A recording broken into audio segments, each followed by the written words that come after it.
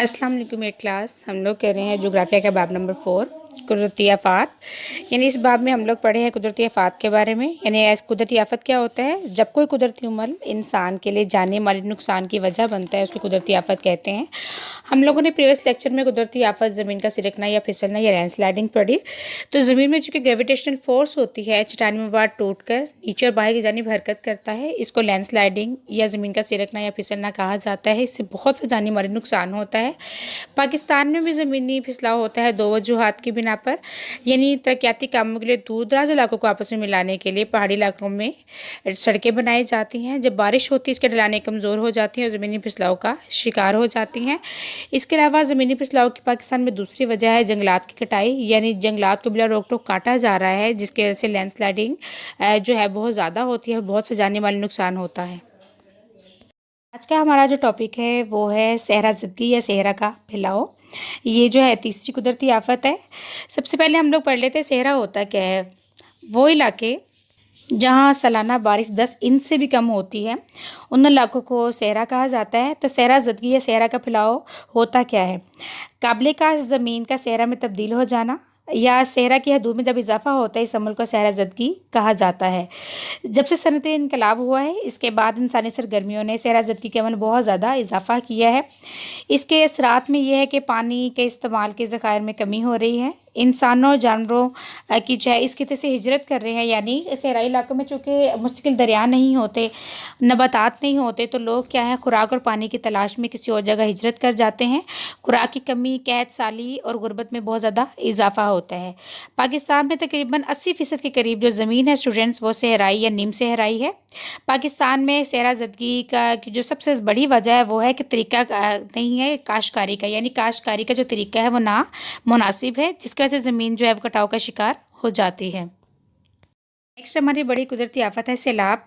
तो सैलाब स्टूडेंट्स क्या होता है? सैलाब पानी का ऐसा ऊंचा बहाव होता है जब पानी दरिया के किनारों से बाहर आ जाता है और इर्द गिर्द के इलाकों में फैल जाता है, जिससे आबादियाँ तबाह हो जाती हैं। इसको हम सैलाब का नाम देते हैं। सैलाब से बहुत से नुकसानात होते हैं, जैसे पुल टूट जाते हैं, सड़कें तबाह हो जाती हैं और इसके अलावा ग़िज़ाई और ज़रूरी अजनास, खड़ी फसलें तबाह हो जाते हैं, माल मवेशी बह जाते हैं, सांप के डसने से हलाक भी हो जाते हैं।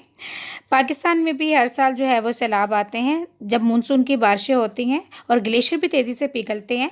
तो दोनों के मिलाप से पाकिस्तान में सैलाब आता है, जिसकी वजह से बहुत सा जानी माली नुकसान होता है। ओके स्टूडेंट्स, हमने आज नेक्स्ट कुदरती आफत पढ़ी यानी सहरा ज़दगी या सहरा का फैलाव। सहराई इलाके वो इलाके होते हैं जहाँ सालाना बारिश 10 इंच से भी कम होती है। काबिल का ज़मीन का सहरा में तब्दील हो जाना या बंजर हो जाना या सहरा के हदूद में इजाफा होना सहरा ज़दगी कहलाता है। पाकिस्तान में तकरीबन 80% के करीब जो ज़मीन है स्टूडेंट्स, वो सहराई या नीम सहराई कैफियत का शिकार है।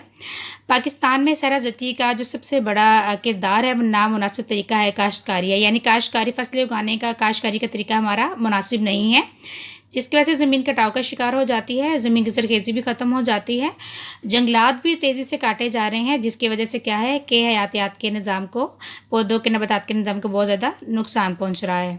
नेक्स्ट हमारी कुदरती आफत है सैलाब। सैलाब जो है पानी का ऐसा ऊंचा बहाव है जिसमें पानी दरिया के किनारों से बाहर आ जाता है और इर्द गिर्द की आबादियों को तबाह कर देता है या तबाह करने की सलाहियत भी रखता है। तो इसके अलावा सैलाब से बहुत ज़्यादा नुकसानात होते हैं, जैसे पुल टूट जाते हैं, सड़कें तबाह हो जाती हैं, समाजी सकाफ़ती निशानियाँ यादगारें तबाह हो जाती हैं, माल मवेशी बह जाते हैं या सांप के डसने से हलाक हो जाते हैं। और इसके अलावा सैलाब में इंसानी जान ख़ुसूसन औरतों और बच्चों और बूढ़ों के मरने का अंदेशा बहुत ज़्यादा होता है। पाकिस्तान में स्टूडेंट जो सैलाब है, पाकिस्तान में दरियाओं का एक कुदरती निज़ाम मौजूद है। यहाँ बहने वाले 500 दरियाओं का जो मरकज़ है वो है शुमाली पहाड़ी सिलसिले। यानी दुनिया के बुलंदों वाला पहाड़ी सिलसिले दूसरे नंबर में पाकिस्तान में है। तो जब पाकिस्तान में इन ग्लेशियर्स जब गर्मियों में ये पिघलते हैं तो सारा पानी साल पानी चलता रहता है। शुमाली पहाड़ी सिलसिलों के दामनी इलाकों में दरियाओं के बलाई मैदानों में जब मानसून की बारिशें होती हैं तो मौसम गर्मा में ग्लेशियर भी पिघलते हैं, यानी बर्फ़ भी पिघलती है।